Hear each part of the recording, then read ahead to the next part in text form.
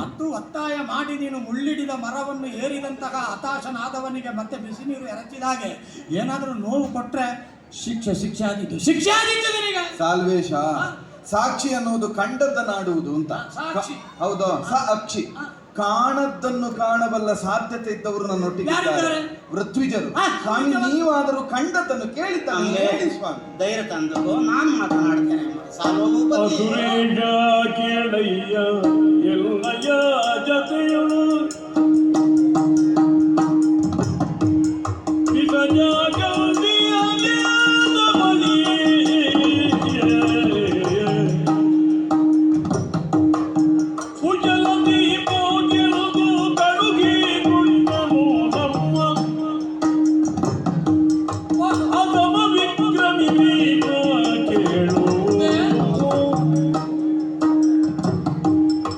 ತಂದನಲ್ಲದೆ ಸ್ಪರ್ಶ ಗೆಯ್ಯಲಿಲ್ಲವ ಕಲ್ಲ ತಂದೆ ಕೂತು ಕಜಪದಗಿರು ಒಂದೇ ಮನದಿ ಬ್ರಹ್ಮಚರ್ಯ ನೋಡಿಗಲಿರುವುದು ಹಿಂದೆ ಸಗಿತನ ದರಿಯ ಅಸುರೇಶ ಕೇಳಯ್ಯ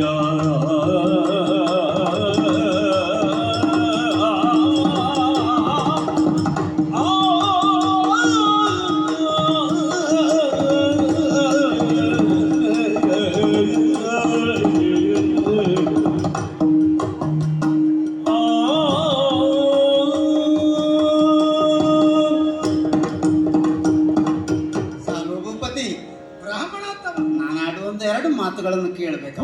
ಹ್ಞೂ ಅಂತ ಹೇಳ್ತೇನೆ ಹೊರತು ಒಂದು ಅಕ್ಷರ ಆಚೆಗೆ ಆಡುವುದಿಲ್ಲ. ನೀನು ನಂಬೋದಿಲ್ಲ, ನಂಬಲಾರೆ ಅಂತಲೇ ಹೇಳ್ತೀನಿ.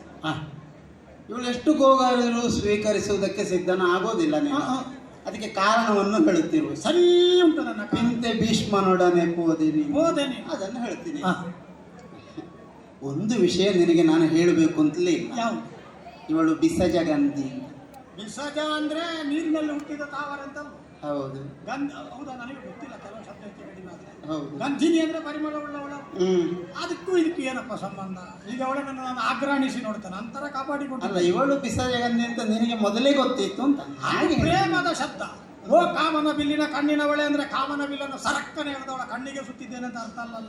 ಓ ಹರಿನಾಕ್ಷಿ, ಆ ಜಿಂಕೆಯ ಕಣ್ಣುಗಳನ್ನು ತೋಡಿ ತೆಗೆದು ನಿನ್ನ ಮುಖಕ್ಕೆ ಅಂಟಿಸಿದ್ದೇನೆ ಅಂತ ಅಂದ್ರೆ ಮೊದಲೇ ನೋಡಿದ್ದಿ ಅಂತ ಹೇಳಿದ್ದು ನಾನು. ನಾವು ರೂಪಕ ಶ್ಲೇಷ ಅಲಂಕಾರ. ಪಿಂದೆ ಭೀಷ್ಮನೊಡನೆ ಹೋದೆ ಅದನ್ನು ಹೇಳುದಿಲ್ಲ. ಅದೇ ತನಗೆ ಲಯ ಇರುವುದು. ಪಿಂದೆ ಬೇಡ ಬೇಡ ನಂಬಲಾರೆ ಪಿಂದೆ ಭೀಷ್ಮನೊಡನೆ ಹೋದೆ. ಯಾಕೆ ಹೋದಳು ಅದನ್ನು ಲೆಕ್ಕ ಹಾಕಬೇಕು. ನನ್ನ ಉದ್ದೇಶ ಅಲ್ಲ, ನನ್ನ ಕಥೆಯಲ್ಲಿ ಬರುವುದಷ್ಟೇ. ಬೇರೆ ನೀವು ಸೇರಿಸಲಿಕ್ಕೆ, ನನ್ನ ಕಥೆಯ ಮೇಲೆ ಹಸ್ತಕ್ಷೇಪ ಮಾಡಲಿಕ್ಕೆ ನೀವು. ಈಗ ಸೃಷ್ಟಿ ಇರುವುದು ಕೃತಿಸ್ವಾಮ್ಯ ನಿಮ್ಮ ಕೈಯಲ್ಲಿ, ಕೃತಿಸ್ವಾಮ್ಯ ನನ್ನ ಕೈಯಲ್ಲಿ ಅಲ್ಲ. ಸೃಷ್ಟಿ ಇರುವುದು ದೃಷ್ಟಿಯಲ್ಲಿ. ಸೃಷ್ಟಿಯಲ್ಲಿ ಮಾಡ್ತೀರಿ ಕೇಳುವ. ಹೌದು, ನಮ್ಮ ದೃಷ್ಟಿಗೆ ಸರಿಯಾಗಿ ಸೃಷ್ಟಿ, ನಮ್ಮ ನೋಟಕ್ಕೆ ದೃಷ್ಟಿಕೋನಕ್ಕೆ ಸರಿಯಾಗಿ ನಮಗೆ ವಿಚಾರಗಳು ಬರ್ತವೆ.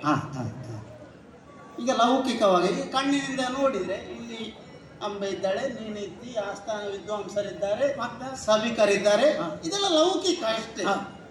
ಅಲೌಕಿಕವಾಗಿ ನೋಡ್ಬೇಕು ಒಂದು ವಿಚಾರವನ್ನು ನಾವು. ಅದೇ ಕಣ್ಣಿಗೆ ಕಾಣದೇ ಇರುವುದು ಅಲೌಕಿಕ, ಅದನ್ನು ಬುದ್ಧಿಯಿಂದ ಗ್ರಹಿಸಬೇಕು ನಾವು. ಹೌದೌದು. ಇದು ಸ್ವಂತ ಬುದ್ಧಿಯಿಂದಲೋ ಬೇರೆಯವರು ಕೊಟ್ಟ ಬುದ್ಧಿಯಿಂದ? ನಮ್ಮ ಬುದ್ಧಿಯಿಂದಲೇ. ನನಗೆ ಸ್ವಲ್ಪ ಬುದ್ಧಿ ಕಡಿಮೆ, ನಿಮಗೆ ಹೆಚ್ಚು. ನಿಮ್ಮದಿಂದ ಒಂದು ಕಾಲಾಂಶ ಕೊಡ್ತೀರಾ? ಅಲ್ಲ, ಯೋಚಿಸು ನೀನು. ಯಾಕೆ ಭೀಷ್ಮನೊಡನೆ ಹೋದಳು? ನಿನ್ನನ್ನು ಪಡೆಯುವುದಕ್ಕಾಗಿ ಹೋದಳು. ಪಡೆಯುವುದಕ್ಕೆ? ಹೌದು. ಎಂತ ಸಂಬಂಧ ಸ್ವಾಮಿ? ಹಾಗೇನಾದರೂ ಉಂಟು? ಈಗ ಪಣಕ್ಕೆ ಸರಿಯಾಗಿ ಗೆದ್ದವನ ಜೊತೆಗೆ ಹೋಗುವುದಕ್ಕೂ, ಹಿಂದಿನ ದಿನ ಮನಸ್ಸು ಕೊಟ್ಟವನನ್ನು ಸೇರುವುದಕ್ಕೆ ಅದನ್ನೊಂದು ದಾರಿಯಾಗಿ ಬಳಸುವುದಕ್ಕೂ ಹೇಗೆ ತಥಾನುಕಥಿತ ಸಂಬಂಧ ಬರುವುದು? ಏರಿರಿ ರಥವನ್ನು ಅಂತ ಹೇಳುವಾಗ ನಾನು ಬರುವುದಿಲ್ಲ, ಸಾಲ್ವನನ್ನು ನಾನು ಪ್ರೀತಿಸಿದ್ದೇನೆ, ನನ್ನನ್ನು ಅಲ್ಲಿಗೆ ಕಳುಹಿಸು ಅಂತ ಅಂಬೆ ಹೇಳಿದ್ರೆ ಭೀಷ್ಮಾಚಾರ್ಯರು 3 ಮಂದಿಗಳನ್ನು ಇಲ್ಲಿಗೆ ಕಳುಹಿಸ್ತಿದ್ರು. ಎಲ್ಲಿಗೆ? ಇಲ್ಲಿ ಸಾಲ್ವನನ್ನು ಪ್ರೇಮಿಸಿದ ಅಂಬೆಯ ಸಹೋದರಿಯರು ನಮಗೆ ಬೇಡ ಈಗ ಅಂತ ಹೇಳಿ. ಅಂಬೆ ಸಾಲ್ವನಿಗೆ ಮನಸ್ಸು ಕೊಟ್ಟಿದ್ದಾಳೆ ಎನ್ನುವ ಸತ್ಯವನ್ನು ಹೇಳಿದ್ರೆ ಓ ಉಳಿದ ಇಬ್ಬರು ಹೆಣ್ಣು ಮಕ್ಕಳಿಗೆ ಅದು ಅನ್ವಯ ಆಗುವುದೇ ಬೇಡ ಅಂತ ಹೇಳ್ತಾರೆ, ಇಲ್ಲಿ ಕಳುಹಿಸಿಕೊಡ್ತಾರೆ ಅವ್ರು. ಹೌದು ಆಗಲಿ ನನಗೆ ಹೆಚ್ಚಾಗ್ತಿತ್ತು ಅಲ್ಲ ನನಗೆ ಕಷ್ಟ ಆಗ್ತಿತ್ತು. ಅಲ್ಲಿ ನನಗೆ 300 ಬಂದ್ರು ಸುಧಾರಿಸಿ ಎನ್ನುವ ಅಲ್ಲಿಯೇ ಇರುವುದು ವಿಷಯ. ವಿಷಯ. ಹೌದು, ಹಾ. ಹೆಣ್ಣಾದವಳಿಗೆ ಒಂದು ಸಹಜ ಸ್ವಾರ್ಥ ಇರುತ್ತೆ. ಸಹಜ ಅವಳಿಗೆ ಅದು ಇರಬೇಕು, ಇಲ್ಲ ಇದ್ರೆ ಹೆಣ್ಣಲ್ಲ ಅವಳು. ಖರ್ಚೆ ಇಲ್ಲ. ಹೌದು, ಇವಳಿಗೊಂದು ಆಸೆ. ನನ್ನ ಲೆಕ್ಕಾಚಾರ ಇದು, ನಾನು ಸಾಲ್ವನಿಗೆ ನಾನೊಬ್ಬಳೇ ಹೆಂಡತಿ ಆಗಬೇಕು. ಸಾಲ್ವನ ಪ್ರೀತಿ ಸಂಪೂರ್ಣ ನನಗೇ ಸಿಗಬೇಕು. ಪ್ರೇಮ ಸ್ವಾರ್ಥ. ತಂಗಿ ಸಹೋದರಿಯರ ಮೇಲೆ ಮತ್ಸರಲ್ಲ, ಅವರಿಗೆ ಒಳ್ಳೆ ಗಂಡಂದ್ರೆ ಸಿಗಲಿ. ಹಾಗಾಗಿ ಹೇಳಲಿಲ್ಲ. ಭೀಷ್ಮಾಚಾರ್ಯರಂತೂ ಮದುವೆ ಆಗುವುದಿಲ್ಲ ಅಂತ ಗೊತ್ತುಂಟು ಅವಳಿಗೆ, ಗೊತ್ತುಂಟು. ಹಾಗಾಗಿ ಅನುಕೂಲ ಬಂದಾಗ ಹೇಳುತ್ತೇನೆ ಅಂತ ಹೇಳಿ ರಥವನ್ನು ಏರಿದ್ರು. ಹಸ್ತಿನಾವತಿಗೆ ಬಂದ ಮೇಲೆ ಮೂವರನ್ನು ಒಟ್ಟಿಗೆ ಕರೆಸಿ ಕೇಳಿದ್ದು, ನನ್ನ ತಮ್ಮನನ್ನು ಮದುವೆ ಆಗಿನೇ ಅಂತ ಭೀಷ್ಮಾಚಾರ್ಯರು. ಈಗ ಇವಳು ದೊಡ್ಡವಳು, ಇವಳಿಗೆ ಹೇಳ್ಬೋದಿತ್ತು ಮೊದಲೇ ಸಾಲ್ವನಲ್ಲಿಗೆ ಕಳುಹಿಸಿ, ಅಲ್ಲಿಯೂ ಸೋಲ್ತಾಳೆ ಇವಳು, ಇಲ್ಲಿಗೆ ಕಳಿಸ್ತಾಳೆ ಮೂರನ್ನು. ಅದಕ್ಕೆ ಬೇಕಾಗಿ ಸಹೋದರಿಯರಿಗೆ ಒಂದು ಅವಕಾಶ ಕೊಟ್ಟರು, ಅವಳು ಮಾತಾಡಲಿ, ವ್ಯವಸ್ಥೆ ಮಾಡಿಕೊಳ್ಳಿ ಅಂತ. ಉಳಿದ ಇಬ್ಬರು ತಮ್ಮಂದಿರನ್ನು ಮದುವೆ ಆಗ್ತೇನೆ ಅಂತ ಒಳಗೆ ಹೋದರು. ಅಲ್ಲಿಗೆ ಹೇಳಿದ್ದಳು ಗುಟ್ಟಾಗಿ, ಸಾಲ್ವನ ನನಗೆ ಕಳುಹಿಸು, ನಾನು ಅವನನ್ನು ಪ್ರೀತಿಸಿದ್ದೇನೆ, ಯಾವಾಗ ಬರ್ತಾನೆ ಯಾವಾಗ ಬರ್ತಾನೆ ಯಾವಾಗ ಬರ್ತಾನೆ ನನ್ನವಳಾದ ಅಂಬೆ ಅಂತ ಕೊರಳುತ್ತ ಮಾಡಿ ಕಾಯ್ತಾ ಇರಬಹುದು, ಅಲ್ಲಿಗೆ ಕಳುಹಿಸು ಅಂತ ಹೇಳಿದರು. ಇದಕ್ಕೆ ಭೀಷ್ಮನೊಡನೆ ಹೋದದ್ದವಳು. ಆಮೇಲೆ ಭೀಷ್ಮನೊಡನೆ ಹೋದರೆ ಏನು, ರಥದಲ್ಲಿ ಇವಳ ಸಹೋದರಿಯರು ಇಬ್ಬರು ಇದ್ದರು, ರಥದ ಸಾರಥಿ ಇದ್ದ. ಆಮೇಲೆ ಭೀಷ್ಮಗೆ ಕೆಟ್ಟ ಯೋಚನೆ ಮಾಡುವ ಹಾಗೆ ಇಲ್ಲ, ಏನಾಗುವುದಿಲ್ಲ. ಆಮೇಲೆ ರಾಜ ಮಾತೆಯರು ಹೌದು, ಹಾಗೆ ಆಮೇಲೆ ನಮ್ಮಲ್ಲಿ ಕೆಲವರು ಬರ್ತಾರೆ, ಬಂದವರು ರಥವನ್ನು ನಿಲ್ಲಿಸುವಾಗ ಸರಿ ನಿಲ್ಲಿಸುವುದಿಲ್ಲ, ಕೆಲವು ರಥಗಳು ಹೋಗುವುದಕ್ಕೆ ಜಾಗವೇ ಇರುವುದಿಲ್ಲ, ಅದಕ್ಕೆ ಆಗಾಗ ಘೋಷಣೆ, ಓ ಇಂತಹ ಕೆಂಪು ಪತಾಕೆ ಇರುವ ರಥ ಬೇರೆ ರಥಗಳನ್ನು ಹೋಗಲಿಕ್ಕೆ ಬಿಡುವುದಿಲ್ಲ, ಆ ರಥದ ವಾರಿಸುದಾರರು ಸಾಲ್ವನ ಸಭಾಸ್ಥಾನದಲ್ಲಿ ಇದ್ದರೆ ಬೇಗ ಬಂದು ಆ ರಥವನ್ನು ಪಕ್ಕಕ್ಕೆ ಸರಿಸಬೇಕು. ಹೌದು, ಇದನ್ನು ತಿಳಿದ ಭೀಷ್ಮರು ನನ್ನ ಜೊತೆಯಾಗಿ ಇವಳನ್ನು ಇಲ್ಲಿಗೆ ಕಳುಹಿಸಿಕೊಟ್ರು ಒಂದು. ಆಮೇಲೆ ಬರುವ ದಾರಿಯಲ್ಲಿ ನಿನ್ನಲ್ಲಿ ಎಷ್ಟು ಪ್ರೀತಿ ಉಂಟು ಅವಳಿಗೆ, ಪರೀಕ್ಷೆ ಮಾಡಿದ್ರ ಸಮರ್ಪಿಸಿಕೊಂಡಿದ್ದಾಳೆ ತನ್ನನ್ನು ತಾನು ನಿನಗೆ ಸಮರ್ಪಿಸ. ನಿಮ್ಮ ಪರೀಕ್ಷೆಯ ವಿಧಾನದ ಮೂಲಕ ಅಂಬೆ ಎನ್ನುವವಳು ನನ್ನ ಮೇಲೆ ಇಟ್ಟುಕೊಂಡಂತ ಪ್ರೇಮದ ತೀವ್ರತೆ ಎಷ್ಟು ಅಂತ ಒಮ್ಮೆ ದೃಢೀಕರಿಸಿ ತೋರಿಸಿ. ನಿನ್ನ ಸುದ್ದಿ ಇಲ್ಲಿಯವರೆಗೆ, ಹಸ್ತಿನಾವತಿಯಿಂದ ಇಲ್ಲಿಯವರೆಗೆ ನಿನ್ನ ಸುದ್ದಿ.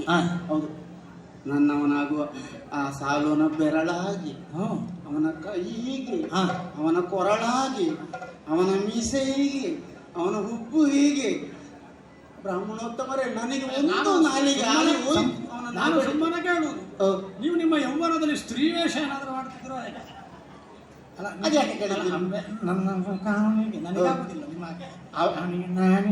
ಹೇಳುವಾಗ ಸ್ತ್ರೀ ವೇಷ ಹೀಗೆ ಮಾಡಿದ್ದಾಳೆ.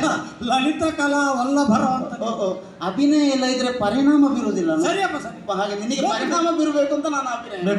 ಹೌದು, ಆಮೇಲೆ ನನ್ನ ಜೊತೆ ಅಲ್ಲಿಗೆ ಬಂದರೆ ಏನು ಗೌರವ ಸಿಗ್ತದೆ ನೋಡಿ. ನನ್ನವಳಾದ ಅಂಬೆಯನ್ನು ಕರ್ಕೊಂಡು ಬಂದರು ಬ್ರಾಹ್ಮಣರು ಅಂತ ಸಾಲ್ವ ನಿಮ್ಮನ್ನು ಗೌರವಿಸ್ತಾನೆ, ಹೀಗೆಲ್ಲ ಹೇಳಿದ್ದಾರೆ. ಹಾಗಾಗಿ ಏನು ಯೋಚಿಸಬೇಡ. ಹಾಗಾದರೆ ಭೀಷ್ಮ ಮದುವೆ ಆಗುವವನಲ್ಲ, ಬ್ರಹ್ಮಚರ್ಯ ದೀಕ್ಷೆಯಲ್ಲಿರುವವನು, ಅಂತವನ ಜೊತೆಗೆ ಹೋದರೂ ಕಳಂಕ ಬರುವುದಿಲ್ಲ. ಈ ಕಾರಣದಿಂದ ನಾನು ಒಪ್ಪಬೇಕು. ಎರಡು, ಅವಳ ಅನುರಾಗದ ತ್ವರೆ ಬತ್ತಿ ಹೋಗಲಿಲ್ಲ. ನನ್ನ ಕುರಿತಾದಂತ ಪ್ರೇಮದ ಜಲ ಯಾವ ಕಾರಣಕ್ಕೂ ಆವಿಯಾಗಿ ಹೋಗಿಲ್ಲ. ಇನ್ನೂ ಅವಳ ಹೃದಯ ಅಂತ ಹೇಳುವಂತಹ ಮುಖದ ಒಳಗೆ ಬೇರೆ ಬೇರೆ ಕಣ್ಣುಗಳಿದ್ದು ಅದು ಸಾಲ್ವನನ್ನೇ ದಿಟ್ಟಿಸಿ ನೋಡ್ತದೆ. ಹೌದು ಸ್ವಾಮಿ, ಅವಳ ಅನುರಾಗದ ಕತೆ ಹೇಳಿದಿರಿ, ಆದರೆ ನಮ್ಮ ಆಸ್ಥಾನದಲ್ಲಿ ಸ್ವಲ್ಪ ಸ್ವಲ್ಪ ಜ್ಯೋತಿಷ್ಯ ತುಂಬಾ ಕಲ್ತವರಿಲ್ಲ. ಅವರೆಲ್ಲ ಹೇಳ್ತಾರೆ ಅವಳಿಗೆ ಕೂಡಿ ಬರುವುದಿಲ್ಲ ಅಂತ. ಮತ್ತೆ ಹೇಗೆ ಮದುವೆ ಬರ್ತದೆ? ನನಗೆ ಜ್ಯೋತಿಷ್ಯ ಗೊತ್ತುಂಟು. ಹೌದು, ಅರಿದಿಗೆ ನಾನು ಜ್ಯೋತಿಷ ಗಣಿತಗಳನ್ನು ತಿಳಿದಿದ್ದೇನಪ್ಪ. ಹರಿಜ್ಯೋತಿ